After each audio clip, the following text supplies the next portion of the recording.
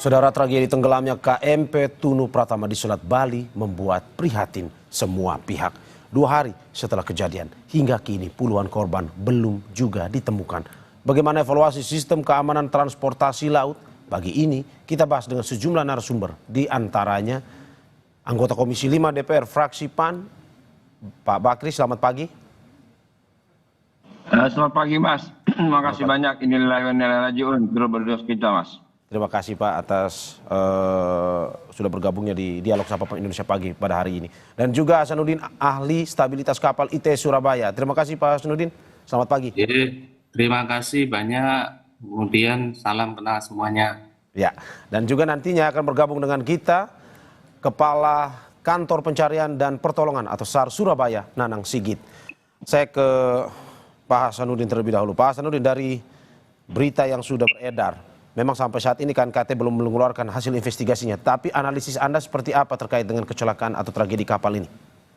Baik ya, saya akan mencoba membuat analisa sederhana tentang kenapa sih kapal ini kecelakaan. Jadi kalau kita lihat secara umum, kecelakaan kapal itu disebabkan oleh 3 hal. Yang pertama adalah faktor internal, yang kedua adalah eksternal, yang ketiga adalah operasional kapal. Jadi kalau faktor internal ini bisa saja yaitu kapal tersebut itu terlalu kecil, misalnya dengan gelombang yang ada di Selat Bali itu gelombangnya lumayan besar. Kemudian yaitu kapalnya tidak ada bulwark misalnya, atau bulwarknya terbuka. Ini juga nanti itu menambah proses untuk tenggelamnya kapal itu lebih mudah. Kemudian adanya kebocoran misalnya, kebocoran itu juga menambah bahaya dari kapalnya. Kemudian ada faktor eksternal, misalnya adalah tinggi gelombang. Tinggi gelombang kalau kita ketahui bahwa tinggi gelombang untuk di Selat Bali itu ya itu lumayan tinggi. Kemudian juga frekuensi dari kapalnya, frekuensi kapal dan frekuensi dari gelombangnya. Gelombangnya itu terlalu pendek sehingga itu sama dengan gelombangnya dari kapal.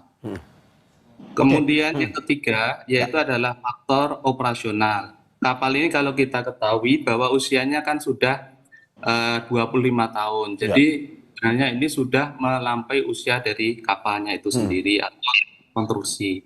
Kemudian juga faktor kelebihan muatan misalnya. Kelebihan muatan juga itu menambah kapal itu rawan untuk terbalik atau tenggelam. Kira-kira seperti itu untuk analisa singkatnya.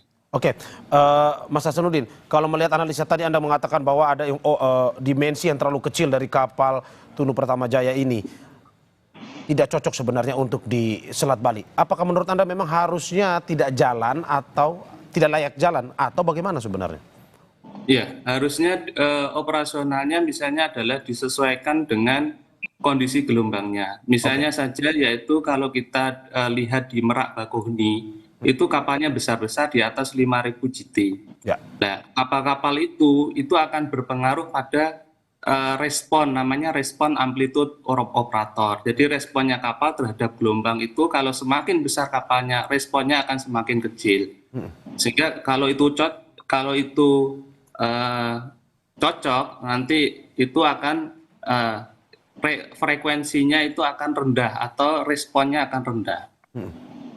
Jadi seperti itu, Pak.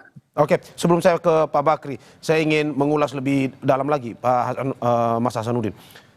Ada beberapa analisis juga datang bahwa ini cerita dari penyintas atau korban yang selamat bahwa ini kapal bocor pertama. Terus juga air masuk sampai ke dalam.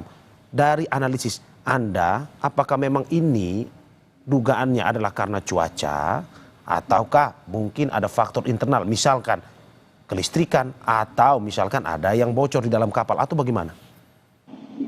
Kalau kapal itu mengalami bocor, apalagi itu bocornya di kamar mesin, itu sangat berbahaya karena kapal itu akan namanya dead ship atau yaitu mati mesin. Ketika kapal itu mati mesin, dia tidak bisa melawan gelombang.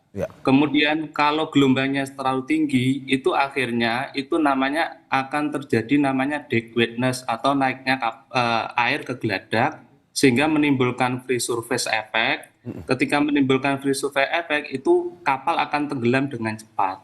Ya. Oke, berarti menurut Anda kalau walaupun cuaca dalam keadaan apapun, kalau listriknya mati di kapal akan terjadi hal seperti ini ya? Secara teori itu kalau stabilitas, kalau kebocorannya bagus itu seharusnya tidak. Kalau itu tidak ditambah dengan faktor-faktor yang lain, misalnya adalah muatannya itu terlalu berat, kemudian ada faktor eksternal lain, misalnya gelombang. Jadi penyebab kecelakaan itu tidak satu saja penyebabnya, tetapi adalah kombinasi. Ada beberapa faktor yang menyebabkan ya. Oke, saya ke Pak Bakri. Pak Bakri, bagaimana Anda melihat? Belum sampai 1 minggu ada 2 kejadian kecelakaan kapal. Pertama di Maluku Utara dan 2 hari yang lalu ada di Selat Bali. Bagaimana DPR melihat hal ini terkait dengan transportasi laut kita? Ya baik Mas, terima kasih. Ya. Jadi pertama saya mewakili teman-teman anggota Komisi 5 dan pimpinan turut berduka cita ya atas musibah yang menimpa ini ya. Dan kita berharap ini mungkin tidak akan terulang terus ya. Memang kami di DPR juga prihatin terhadap angkutan transportasi ya. Yang kemarin-kemarin kita disibukkan dengan angkutan darat, hari ini kita diramaikan dengan angkutan laut. Nah, jadi memang betul apa yang dikatakan Pak Asndi itu banyak faktor ya. Banyak faktor untuk menentukan apa penyebabnya. Tapi yang jelas bahwa ini semua perlu adanya disiplin ya, disiplin. Terutama kawan-kawan yang bertugas di pelabuhan ya, KSOP ataupun kepala pelabuhan apapun namanya, lebih menyiapkan kepada kapal-kapal yang akan berangkat. Kalaupun tidak memenuhi syarat ya diberhentikan, jangan disuruh berlayar. Karena kita tahu terus terang aja di daerah-daerah yang tidak terpantau itu terkadang-kadang seenak-enaknya aja. Seenak-enaknya aja kapal menjalankan kapalnya dengan penumpang yang banyak, dengan alat pengamanan yang kurang, sehingga terjadi yang begini-gini. Nah oleh sebab itu kami Komisi 5 akan tegas, akan nanti mengundang mungkin ya, kita akan mengundang Kementerian Perhubungan ataupun Dirjen Perhubungan Laut untuk meminta masukannya, meminta penjelasan mereka supaya hal-hal begini tidak terulang. Karena bagaimanapun juga ini kami prihatin sekali ya. Jangan, ini saya lihat ini masih banyak yang belum ketemu. Ya mudah-mudahan kita berdoa mudah-mudahan mereka selamat ya. Karena bagaimanapun juga ini menjadi musibah besar bagi kita. Oleh sebab itu DPR sekali lagi turut prihatin. Kita dalam waktu dekat ini berupaya meminta keterangan, akan memanggil Kementerian Perhubungan, terutama Dirjen Perhubungan Laut, meminta keterangan supaya hal-hal begini tidak terulang. Ya karena kejadian-kejadian begini memang boleh dikatakan musibah ya, tapi bagaimanapun musibah itu paling tidak bisa dikurangi. Demikian Mas. Oke, apa sebenarnya yang mau ditanyakan, digali jika nantinya Komisi 5 DPR RI memanggil pihak-pihak terkait dengan kejadian-kejadian yang berhubungan dengan kecelakaan transportasi laut ini? Tapi yang jelas kita ingin bahwa pertama itu BMKG harus betul-betul bekerja maksimal mungkin, mengetahui bagaimana kondisi keadaan cuaca. Dan saya setiap rapat dengan BMKG itu selalu menyampaikan bahwa informasi terhadap kondisi cuaca apapun semua itu harus disampaikan ke penumpang ataupun pemilik kapal ataupun penguasa pelabuhan supaya betul-betul mengetahui. Nah, karena bagaimanapun juga itu adalah tanda-tanda pemberitahuan. Nah, ini yang kadang-kadang memang tidak menjadi perhatian oleh kawan-kawan di bawah. Terus yang kedua, ya KSOP ataupun kepala pelabuhan harus lebih tegas.